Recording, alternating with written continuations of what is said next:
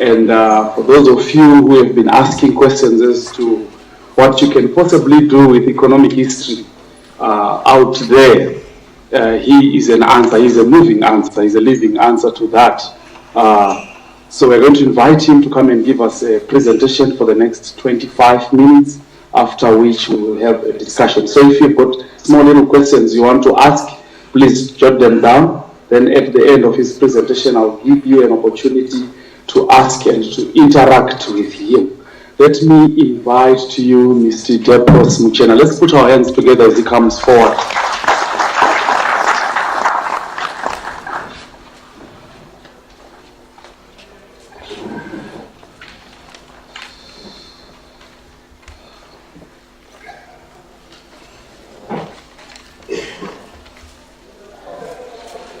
Is it still morning or what? Good morning, colleagues. Look, I know that some of you might not be having a very good morning, but I didn't cause your problems. So you can at least greet me, because I'm not part, I didn't kill Jesus Christ. Good morning, ladies and gentlemen and friends and people from Kotwa. That's much better.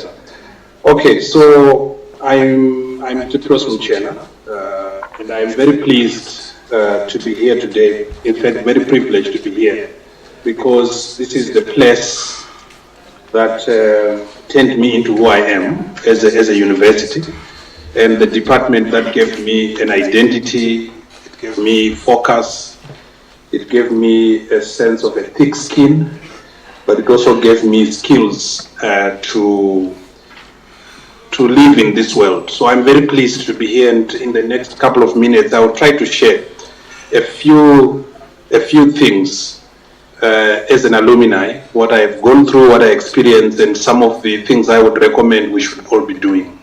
And I'm particularly pleased to be seeing students, high school students who are here, because we've all come through this moment when we are in secondary schools, and there are people who are comparing subjects, and they are saying that those who are studying MPC or those who are studying MBC or whatever the combination is now called are likely to be better citizens in a couple of years, or are likely to have success. Then you will have others who have absolutely no idea what you are studying, speak with an unmistakable tone of authority about what you are going to be. And much later in life, roles reverse, and we start to see that those who claimed to be are not what they claimed to be. So don't listen to people who come and make judgment calls on the choices you are making today as a student, as a high school student. Don't even listen to people who start from the negative and give you absolutely nothing in the direction of positive possibilities that lie ahead. I think that for students who are here, it's very, very important that we believe in ourselves, we believe in the choices we're making. We keep on knocking doors, they will open. We distinguish between being busy and getting things done, because sometimes the two are conflicted. We really think about how to unleash the potential that resides in us as thinkers in society and connect with others. And so coming to this meeting on a Saturday instead of doing all kinds of things that you would ordinarily do on Saturday, including being on WhatsApp, is an investment in the future. So I think you should be very proud for setting aside the time that we have done. And for students of economic history who are here, a lot of us go through tribulations and trial, and a lot of us go through uncertainties about what will the future become. I think that we worry too much. Sometimes you don't take risk, nothing actually happens. Life is actually about taking risk, and I did take some myself. So I'm happy to be here and to have been invited. So thank you very much, my brother Ushe, for your invitation. And I'm also humbled that, when I was a student here, my very first lecture on economic history of Africa to 1900 was taught by then Mr. Nyambara, whom I met this morning, and I was absolutely thrilled to see him because he gave us a very good grounding on African economic history and African economic thinking. I think he's somewhere there. I'm delighted. He's a legend for me. Yes, that's him. Right? That's him. He brought freshness. And we wondered, why are you teaching it up to 1900? Go forward. He said, no, chill. There is a reason why we're doing this. When I did my master's degree, I finished and I did my master's degree. I actually graduated in 1997, finished in 1996. We had a small group of master's students, and I'm also absolutely thrilled that Dr. Mtisi, who taught us labor history of Africa, or labor studies in Africa, is here. And I think I saw him again this morning. That's Dr. Mtisi there. Please. He's the one who taught us how to use the archives, and he used to walk around with boxes, of tripartite labor agreements that were entered in between Southern Rhodesia, Northern Rhodesia, Nyasaland, and South Africa. I deal with them now, in South Africa where I live. And I am invited by the Ministry of Labour to deal with questions of labour market flexibility, the absorption capacity of the South African labour market for immigrant labour. And I remind them that Johannesburg was built by immigrant labour, and that in fact colonial states used to sit together and create these labour agreements that would harmonize and share their needs for labour in ways that integrated a capitalist colonial project, much more than we see today when people meet at SADC and they self-congratulate themselves and actually not integrate the region of Southern Africa in the manner in which the colonial project went. And this is not to celebrate the colonial project. It is to acknowledge the seriousness of that capitalist project and the lack of seriousness that we see today in Southern Africa when SADC meets and they discuss much less of the crisis, but much more of the things that they are doing to themselves as leaders. So economic history for me was a liberating discipline from then on. It continues to be a liberating discipline now, and I think it will be a liberating discipline in the future. It is not for the faint-hearted, because if you are an apologist generally, then you must go and study something else. If you are a person who walks with painful dignity, always afraid to speak truth to power, you don't want to talk about exactly what you think, then go and study something else, because this will not be for you. This is for people who want to be critical analysts. They want to provide solutions that are contemporary to contemporary problems. They want to be relevant in society, and they see themselves as anchors of new ideas that are needed to contribute to social and economic policy. That's what we see. In my class, when we did our honors class, I think Dr. Kufa was talking about, you would start as a BA General, you would go to an honors program. I think we had about 8 students in my class. And all of us are doing, well, except myself, most of us who are in my class are doing spectacular things with themselves. One of our colleagues joined the banking industry, joined Barclays as soon as we left, joined Barclays Bank and started working at Barclays, went up and got tired of counting money and started their own business. Another, joined the South African giant beverage making company. His name is Julian Remba, I think Dr. Mtisi will know him. Another went to the UK and started working for a research institute and then started to drift into law. So he's now both an economic historian and a lawyer. There is a colleague of ours who went to Bergen in Norway and then branched into a completely different field of development studies, and now is a professor somewhere in England teaching there. A number of those who came after us also found themselves taken up very quickly by international institutions that are doing research, that are doing economic planning, and so on. So as a result, we meet now and we look like we're global citizens because we are all over the place. I think the call that we need to make, and the beauty of starting Alumni, is that we need to think about how to bring back the experience that has been gained back into this department in order to fuel new ideas that can come forward, support research for master's students, and make these alumni students who are successful in their own right make a contribution to the department so that we can have more research programs going on. I think that is the talking point that we are having as students who are part of this group. One more person now leads the Action Aid. Action Aid is an international development organization that focuses on pro-poor policy making and campaigning to end poverty in the world. And she now is the head. Her name is Enich Pember. I think many people know her. She's now the head of global learning. In other words, she's the person who designs internal systems of capacity building for staff, for them to continuously learn what to do on the job. So when you look at these people, you would probably think they are from somewhere else. The reason is that we don't celebrate our own discipline sufficiently. We are too humble to talk about things that are working. And what I want to do today is to be less humble and talk about the things that are working.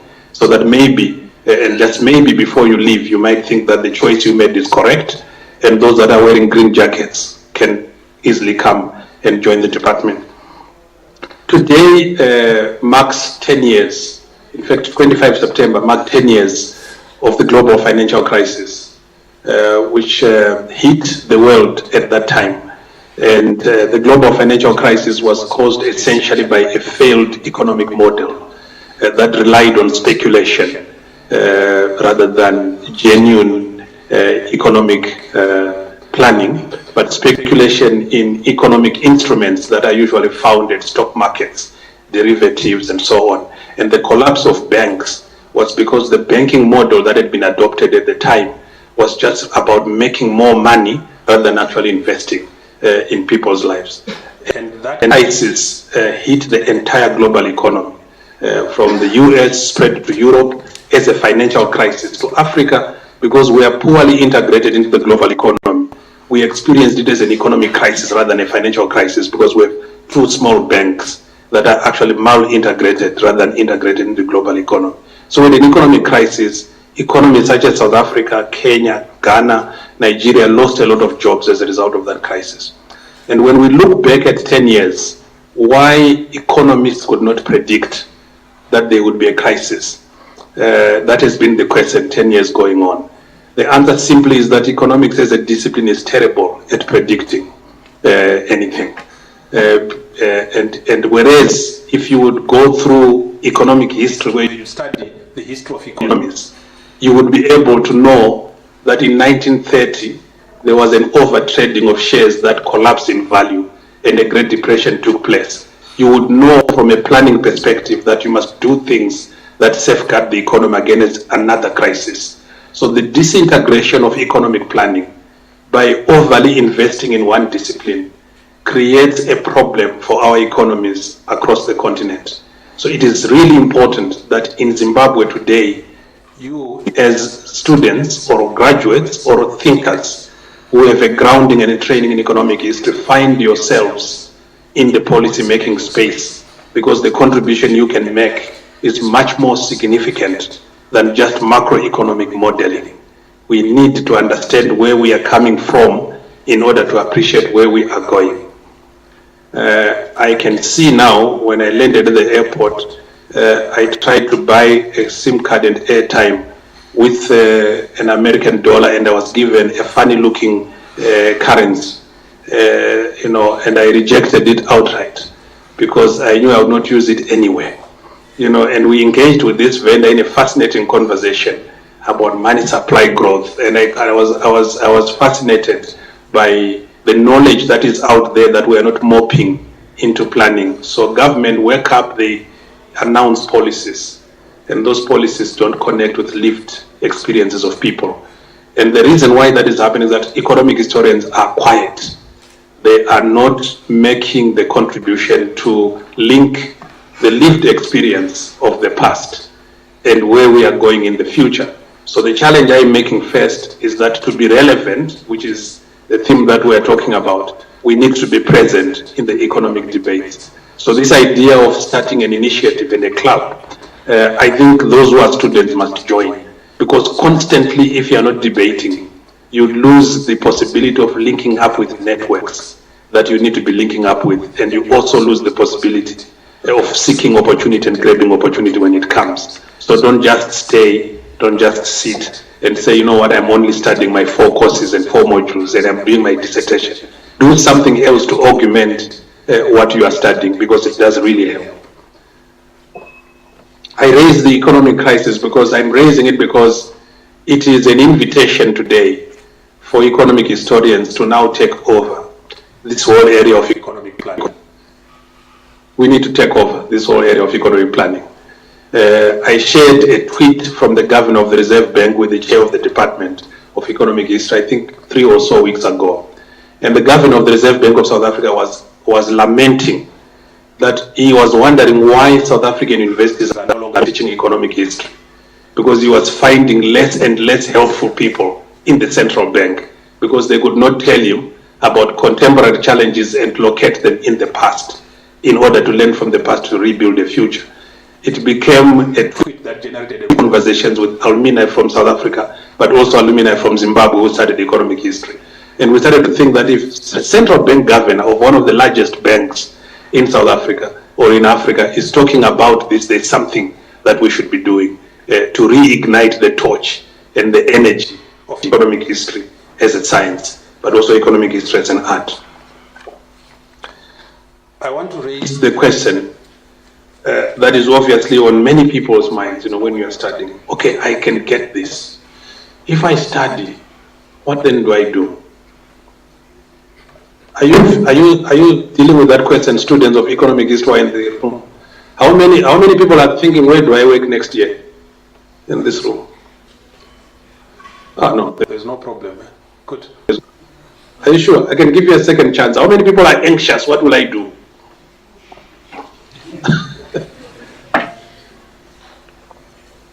So you can see you have a lot of anxiety. All right.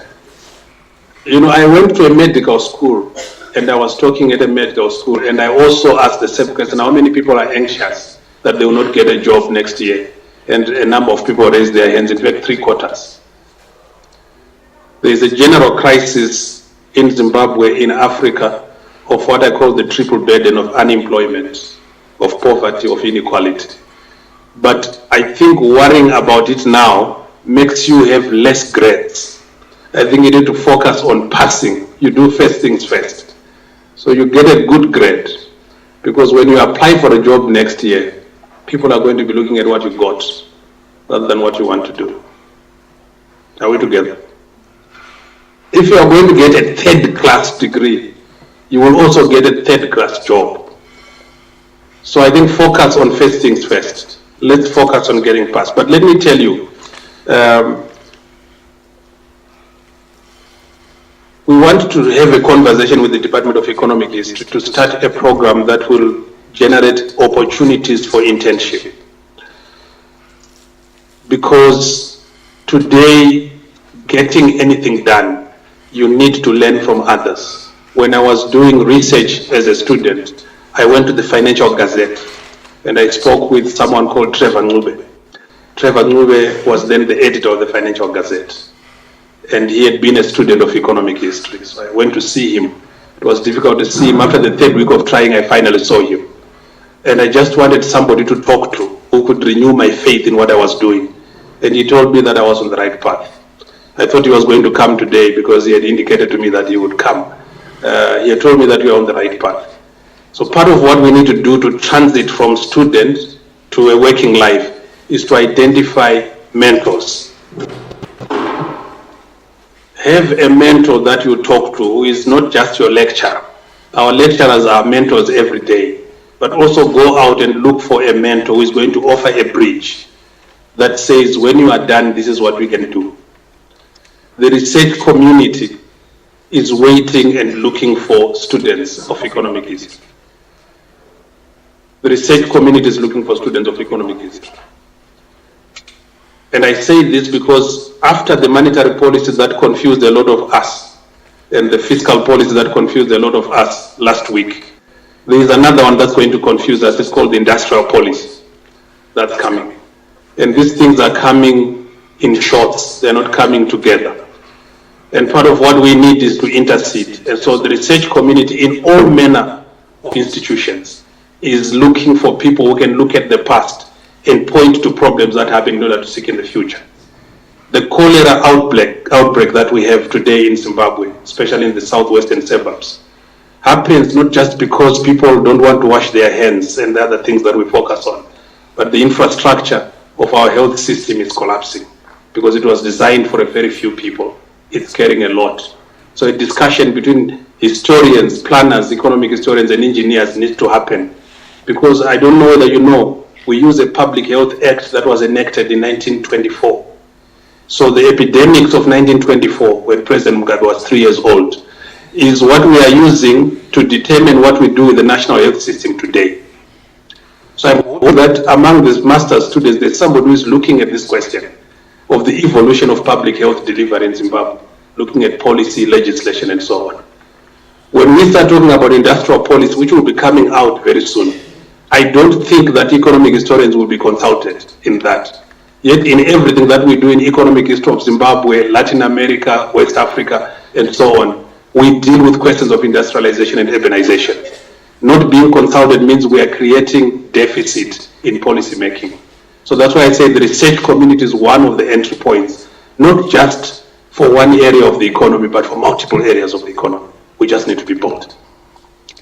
The second area that I've seen economic historians working in is the area of finance and banking. Because everything ultimately is about money and how it is deployed, how it is allocated, and how it is used. And many of the times I meet with my friends, it is ending up being somebody who studied economic history, works for a bank. So I was working for an entity called Open Society Foundation, which was a grant-making foundation in 2009 to 2013.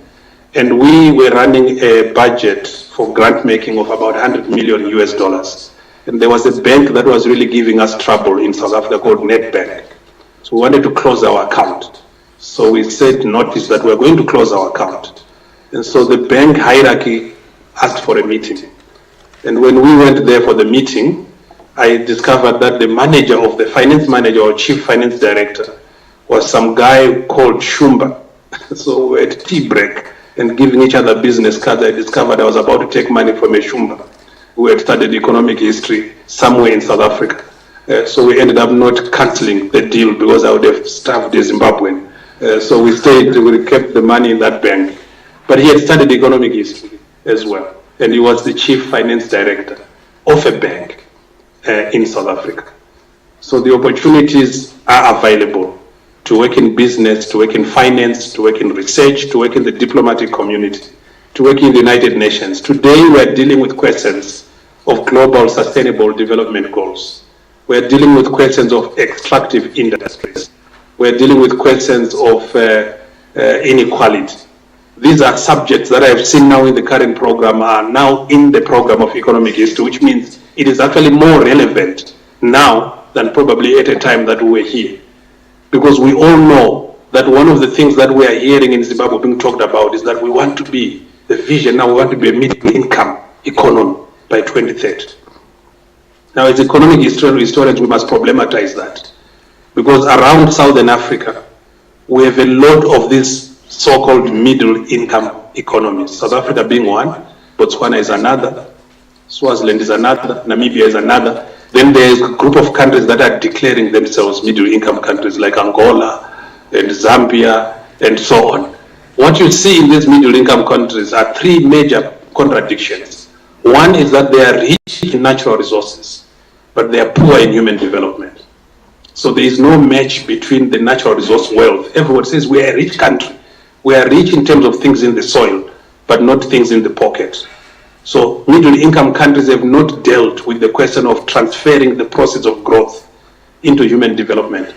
And as economic historians, we need to be thinking about how do we challenge state policy so that it creates additional measures to harvest the benefits of growth and put them into human development in order to address the triple burden of poverty, unemployment, and inequality. The second major contradiction of middle-income economies, if you look at Botswana, South Africa, Mauritius, is that they have massive inequalities between classes, between gender, between races, generations, between geographies. So one of the things we see across Southern Africa is 10% of the population consuming 80% of the national wealth. That's what you see in South Africa, you see that in Namibia, you see that in Angola. the sides of inequality are an eyesore on the face. And so if Zimbabwe wants to transition into middle income status, how is it addressing the question of inequality? And students of economic history are the ones who can give us answers, because we can look at historic contribution of colonialism, race, and so on to inequality, and you can probably offer a solution. The final problem of middle income economies is that they tend to have massive levels of economic growth, some of them 4, 5%, even 6%. But what they still do is that they are still relying on development aid for their own development policy. So with all this wealth, with all this trajectory, many of these countries still rely on development aid. Now, to the economic historian, those are the questions we grapple with. But when you take over, when you work in government, when you work in private sector, when you work in a non-profit sector, those are the questions that you'll be dealing with. So there is no place to have an active life in which you have no high blood pressure because you are constantly active, than to be working in these areas and to use your discipline as a stepping stone. So when you hear middle income status in the Herald, just question, remind people that you are talking with about how about inequality, how about natural resource wealth, how about development aid, so that we actually can transition to become middle income status. Final one is about this middle income status, that they are using something called a per capita mechanism, which is, if you look at our population and divide our population into the total GDP, we've got a GDP, I don't know, Zimbabwe, how much money we have as a total economy now. But the answer you get, the volume of population into GDP is the per capita. It's the money that is allocated to an individual. The problem with these measures is that the money actually doesn't come to an individual. It remains on paper. So it's not a good measure of well-being. And that's why we in economic history problematize this concept of measurement of the economy using GDP, because it also measures only the formal enclave of the economy and not the informal enclave of the economy. So ours is to challenge policy every day, to be inquisitive about policy every day. And when you are doing that, you are setting yourself to be visible and to be known, and you are setting yourself to be absorbed in an institution that becomes part of your life journey going forward. When I left UZ, we had a choice. Do we go and join a bank? Because there was a lot of recruitment of graduate trainee managers, and a few of us went to the bank. I decided to do research on the role of non-governmental organizations in development, because I had always had an interest in social justice.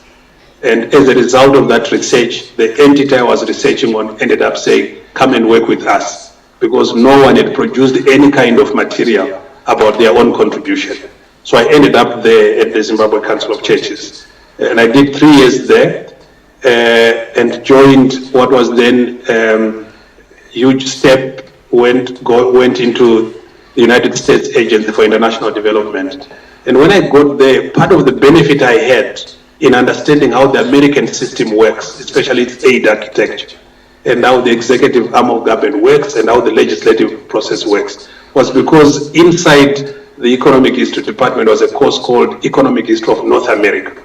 When we were doing it, reading Beard and looking at the American Constitution, we wondered, why are we doing this? But when I landed on that job, I gave a lecture to Americans about America in a way that was absolutely satisfying for me when I finished talking. When you do this to yourself after you speak, I've done it. And I was speaking to Americans, and they wondered, did you live in America before? And I said, no, I've never actually been there before. So no, we are sending you there now for the first time. But it was the class of North American economic history taught by then Dr. Mlab, I think, which liberated us and gave us the sense of comfort in these constituencies. I met Dr. Pangetti somewhere in the European Union. I think it was in Sweden, who also was one of our lecturers on a course called Western Europe.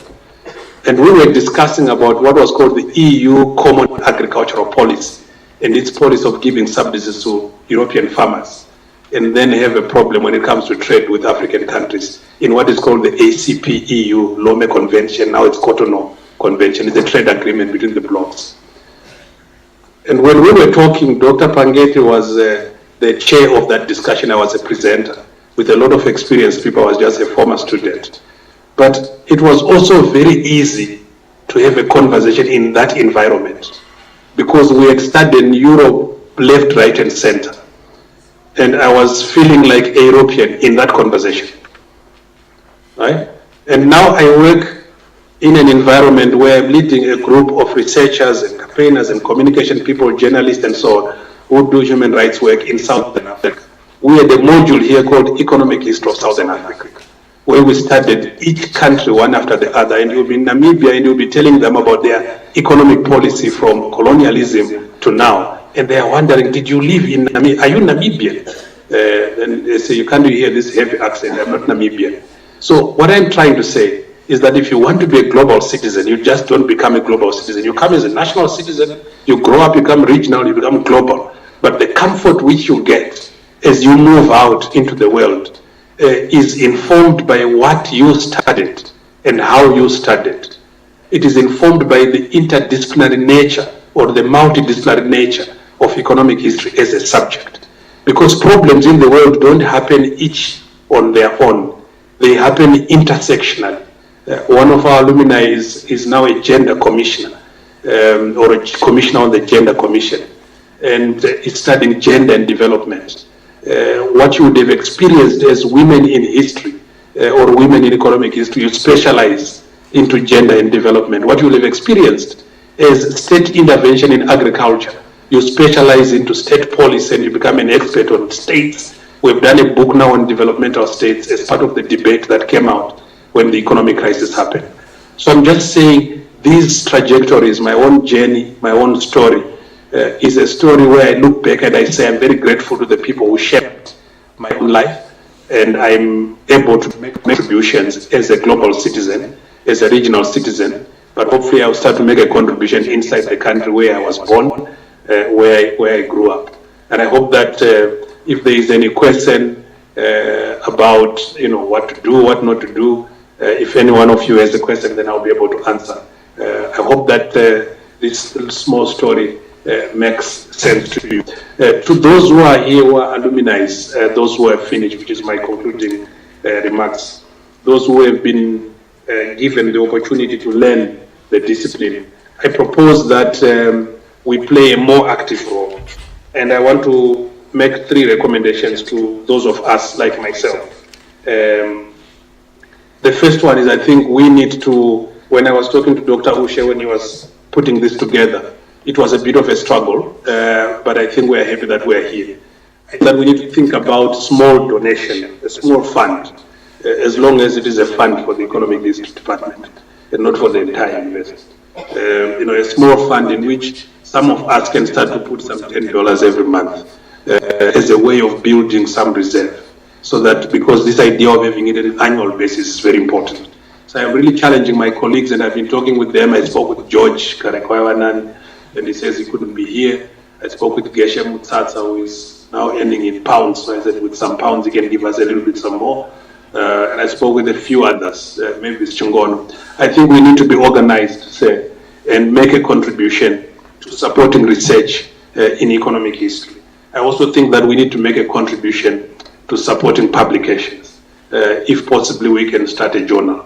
Or if there is one that is already existing, I think we should be able to support and crowdsource support. Crowdsource for cholera. We can crowdsource for our own journals. I also hope that we can hold this annual conference idea that you are talking about and start to make ourselves involved at organizational level. Because today I came by myself, but I would like to bring the weight of the organization into supporting additional ideas that you might want to have. But also to think about those of us who are located in different places, to open up our organizations for internships, especially to master students. And if they're not going straight into work, it might be useful to go and learn how to live in an organization before you can start living. So I think internship has been very useful. I always get paid when I get 15 new interns every year, and they are all South Africans and 1 or 2 are Namibians and no Zimbabwean. When you get a Zimbabwean, they'll be from Africa University, they're never from UZ. So I always wonder what's happening with UZ. Students are not reaching out. I think we need to be doing that so that we can give that bridge that makes you think about what choices do I make. I also think lastly that we need to cooperate. The alumni community needs to cooperate within itself, but also with other disciplines that can support the realization of the goals of economic history, from economics, sociology, development studies, so that we pull together and make this department, this program, a shining torchlight, so that those in green jackets, when they come again, they will straight come here and with absolutely no regrets, and they can tell those who are telling them all kinds of stories now that they are completely lost. So thank you very much for listening. I will stop there.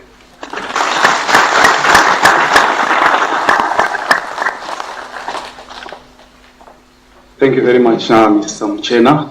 At this juncture, I'm going to invite questions, comments, perhaps additions, and hopefully no objections. If there are questions, he's here, you can interrupt with him. Then I'll ask one of our technicians there to move around with the revolving mic to the audience.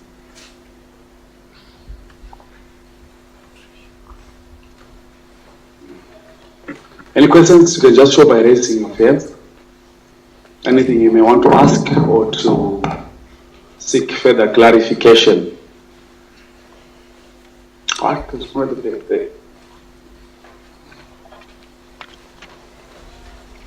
will take the first round of 3 questions, then I'll allow Mr. Mchena to respond, then we'll take another round. Yes, Julian. Okay, thank you so much, Seth, for the presentation. I want to know, however, did you ever face any challenges, or did you ever, at one point or another, had to explain yourself and define who you are as an economic historian? Because I'm pretty sure it wasn't all sweet and, the road wasn't as smooth as we might say it. So I want to know if you ever faced any challenge as, you were growing up. Thank you. All right, another question at the back there.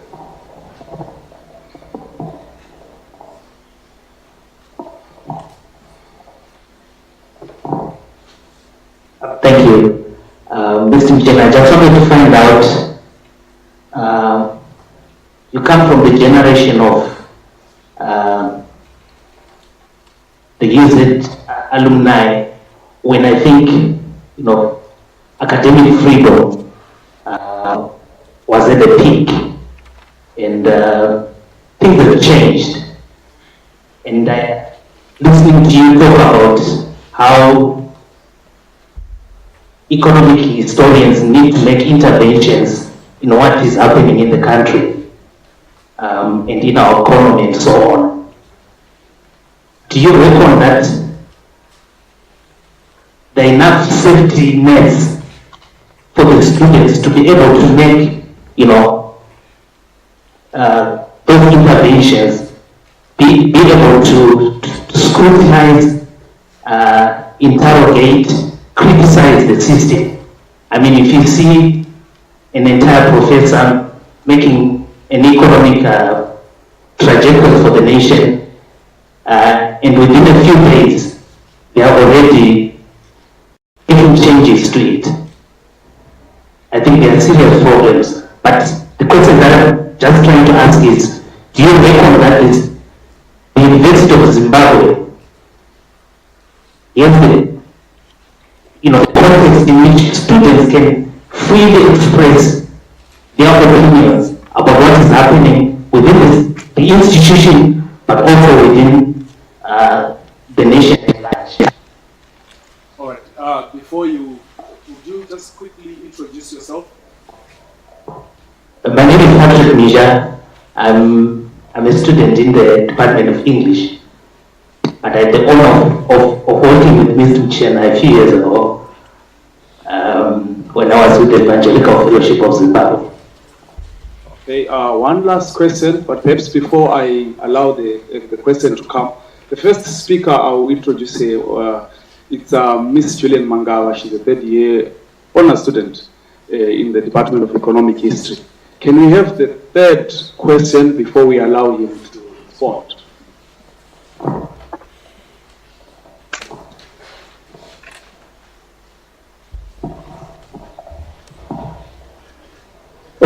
My name is Tafak Bachibwida.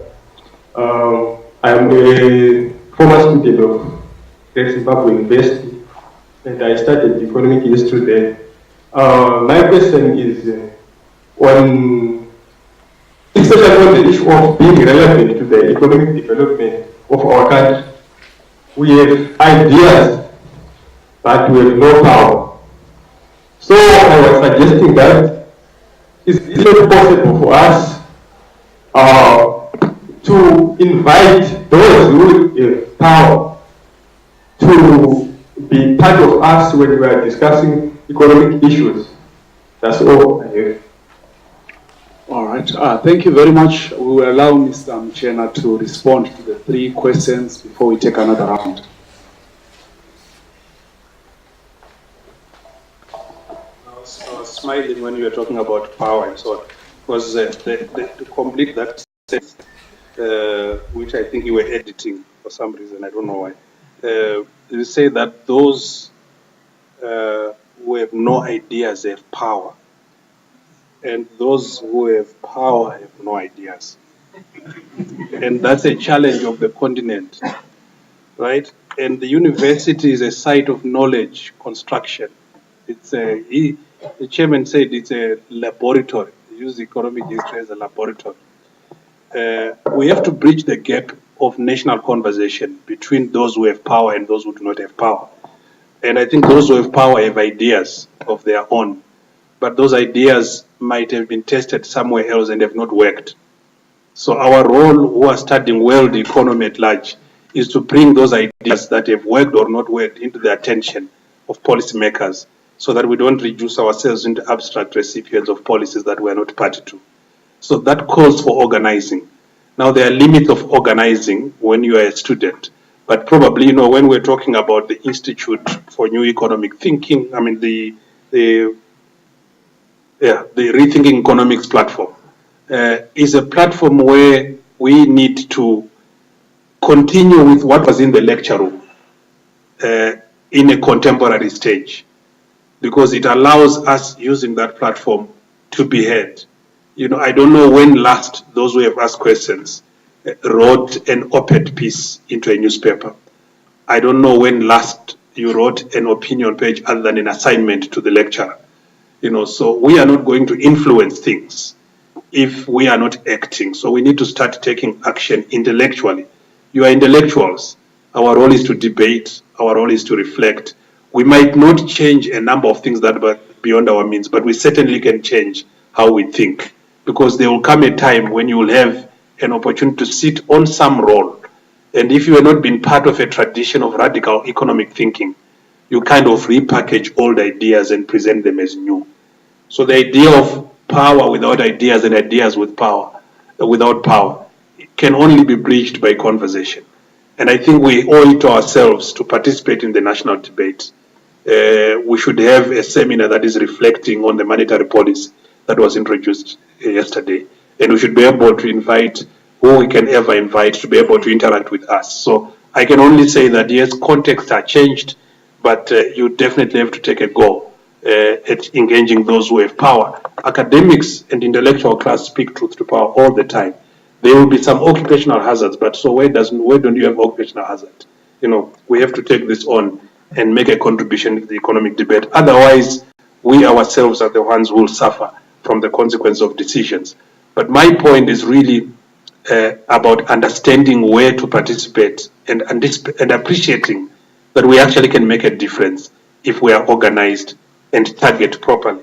When next the Portfolio Committee on Budget and Finance is meeting in Parliament, you are free to go and actually say, I want to make a submission to this committee.